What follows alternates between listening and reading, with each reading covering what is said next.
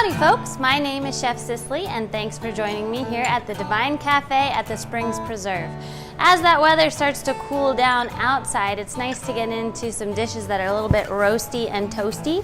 And one of my favorite dishes or ingredients to use when I'm in that sort of mode and the weather is in that sort of mode outside is squash. Here I've got some butternut squash, and these can be a little bit, well, difficult to work with or to cut. They're very firm, they're very stiff. I have a huge, really sharp knife, and even I struggle to really slice that guy open. If I want to do anything easy with this, I'm going to take that squash and just throw it right on a parchment paper lined sheet pan and roast it completely whole at about 275 or 300 for probably about an hour, hour and a half. And now this squash that was once super difficult to peel, and I get quite a good amount of waste on it, now slices just like butter.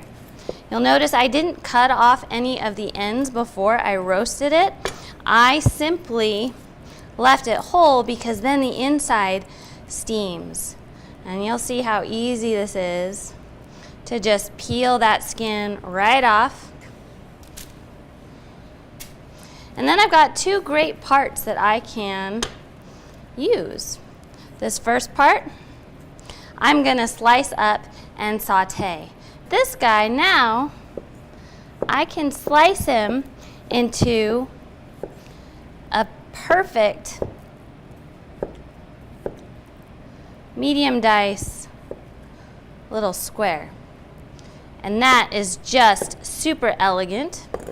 I'm going to end up taking this portion and I am going to saute it with some butter, a little bit of salt, a little something sweet, and a little something spicy. Part two, now this guy's a little bit more daunting because when I cut into this side, I've got all these seeds in here, but now they just scoop out.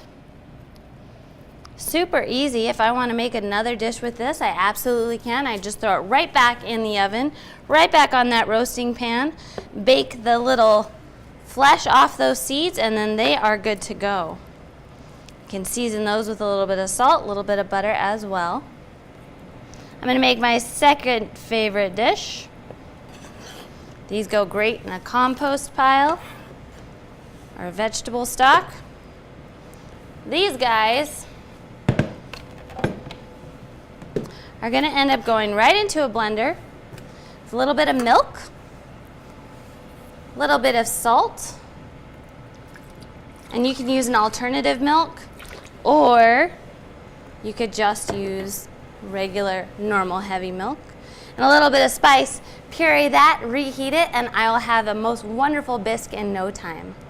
All right, we are over at our stovetop, and we are ready to saute our butternut squash. Slide some butter in there. Got it nicely melted, and I've got a good simmer going on that squash. I'm going to add, as I said, a little bit of salt, a little bit of pepper, and then for a little bit of spice, some cayenne. For a milder flavor, you could use a mild cayenne, you could use a super spicy one, or even paprika. Now, because this squash is already cooked, I don't want to stir it up too much. It'll start to break apart. So I'm just going to let it sit there and melt. I'm going to turn the heat up just a bit. Make sure those spices are nicely and evenly coated. I'll do one more little batch of spices after it's done cooking when I'm ready to get it on the plate. But what I really want in the saute is for the caramelizing to happen. So that means I need to add a little bit of something sweet. One of my favorite sweet things is honey. So I'm just going to drizzle some honey right over the top. Listening here, I can hear how the sizzling kicks up. That sound. As the honey does its magic. Stir that in well to incorporate.